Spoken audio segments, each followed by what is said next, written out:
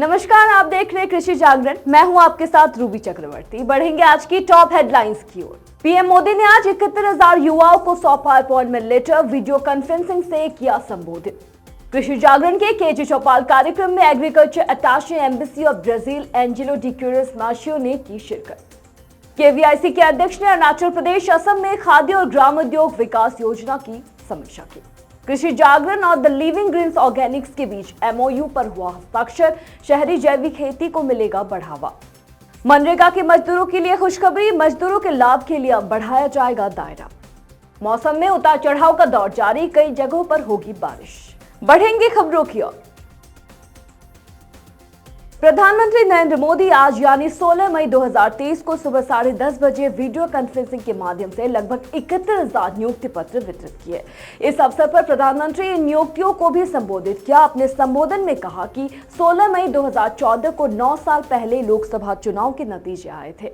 तब पूरे देश में जोश और उमंग की लहर थी और नए अवसरों का निर्माण किया गया था। बीते 9 साल में सरकार ने कैपिटल एक्सपेंडिचर पर 34,000 लाख करोड़ रुपए खर्च किए हैं। इस पैसे से देश में हाईवे बने, विकास के काम हुए। वे पीएम ने आगे कहा कि देश के 9 करोड़ लोगों ने मुद्रा योजना की मदद से अपने स्वरोजगार शुरू किया है। वे भारत के युवाओं के पास अलग अलग सेक्टर्स के काम करने के स्किल के लिए कौशल विकास केंद्र और आईआईटी और आईआईएम तैयार किए गए हैं। कृषि जागरण आए दिन कृषि जागरण चौपाल का आयोजन करता है और इसमें कृषि से जुड़े गणमान्य व्यक्ति या फिर प्रगतिशील किसान दौरा करने जरूर आते हैं।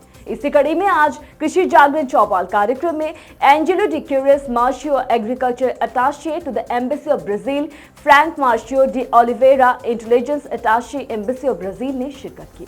इस दौरान उन्होंने अपने अनुभव को साझा किया। इस अवसर पर केजे चौपाल में कृषि जागरण के संपादक एमसी डोमिनिक और पूरी टीम द्वारा उनका गर्मजोशी से स्वागत किया गया और सम्मान के प्रतीक के रूप में उन्हें पौधा भेंट किया गया। उन्होंने कहा कि भारत और ब्राजील विविधता से भरा देश है, न केवल सांस्कृतिक रूप से बल्कि विभिन्न राज्यों के मौसम के मामले में भी उन्होंने अपने अनुभव को साझा किया है। वही Angelo de Queiroz Marcio, agriculture attache to the embassy of Brazil ने क्या कुछ कहा है, वो हम आपको सुनाते हैं। I'm really impressed. I must say that sometimes you get overwhelmed by the Indian hospitality, and this is a perfect example of a good hospitality, and more than good hospitality, which is very, let's say, common to all the Indians. You know how to treat the guests, you know how to receive the guests. But more than that, what I have seen here today is something very, very impressive. It's amazing, the amount of work that you are doing here and the quality of work. It's really, really impressive. And this moment here is quite special to us. I'm really happy, I'm really glad to be here today, to be able to see the huge amount of work that you are doing, the quality of the work that you are doing, to see the friendship that you are showing to us. You know, being able to see this, I wouldn't expect that actually. This is somehow it's an old picture. I'm not, you know, my hair got a little bit gray and white, but it was really nice to be here. वे Frank Marcio de Oliveira ने क्या कुछ कहा है, वो भी हम आपको सुनाते हैं। Just to add another thing, to thank you for this reception. I'm also very well impressed about the work that we're doing, and when we being introduced to the company, I was just thinking of Peter Drucker when he said that we should over deliver, and what you do here, you are over delivering. You're doing your work in a very special way. Thank you so much for having us.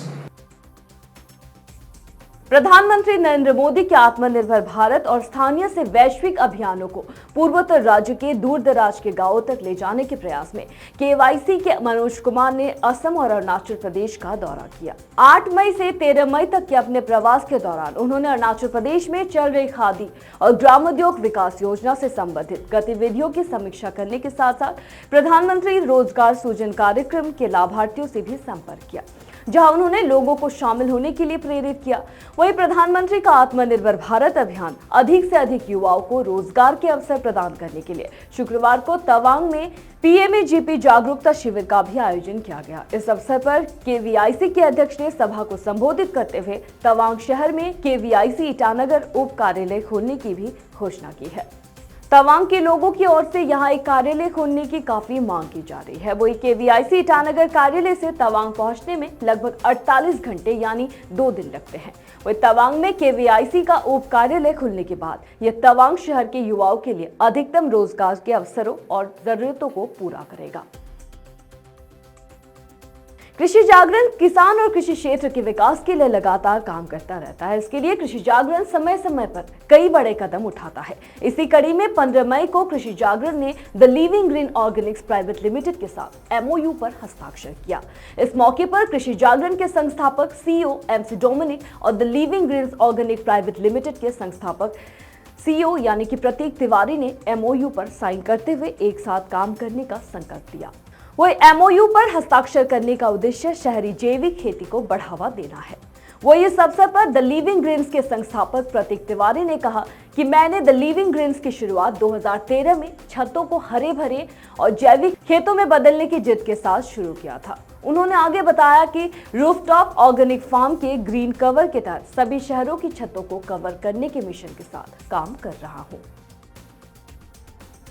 MNREGA Bharat की एक ऐसी scheme है जो गरीबों के उत्थान में कई वर्षों से सहयोग करती चली आ रही है। अब भारत सरकार इन मजदूरों का दायरा पहले से ज्यादा आगे बढ़ाने जा रही है।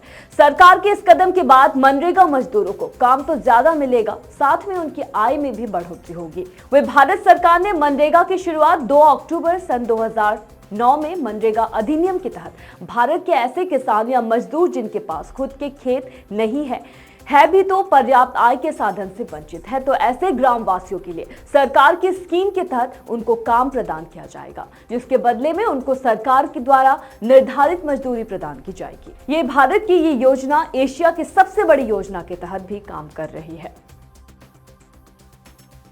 वही दिल्ली समेत देश के कई इलाकों में बीते दिनों लोगों ने भीषण गर्मी का अनुभव किया है। अब अगले 5 दिनों तक राहत मिलने के आसार दिख रहे हैं। वही मौसम विभाग ने अपने पूर्वानुमानों में अगले 5 दिनों तक पूर्वोत्तर भारत में बारिश की संभावना जताई है। आज अरुणाचल प्रदेश, असम, मेघालय, नागालैंड, मणिपुर, मिजोरम और त्रिपुरा के कई इलाकों में भारी बारिश हो सकती है। अगले 3 दिनों तक यहाँ के मौसम में किसी तरह का बदलाव देखने को नहीं मिलेगा। वह 16 से 18 मई तक राजस्थान के कई हिस्सों में धूल भरी आंधी चलने की संभावना है। वो जम्मू कश्मीर, लद्दाख, हिमाचल प्रदेश, उत्तराखंड, पूर्वी उत्तर प्रदेश, मध्य प्रदेश और झारखंड के कई जगहों पर सोमवार को गरज के साथ बारिश हुई और आज भी इन इलाकों के मौसम में कोई बदलाव नजर नहीं आने वाला है। अगर पश्चिम भारत की बात करें तो अगले 24 घंटों में महाराष्ट्र के अधिकतम तापमान में कोई महत्वपूर्ण बदलाव नहीं होने की संभावना है। हालांकि 4 दिन बाद यहाँ के तापमान में 2 से 3 डिग्री सेल्सियस की वृद्धि हो सकती है।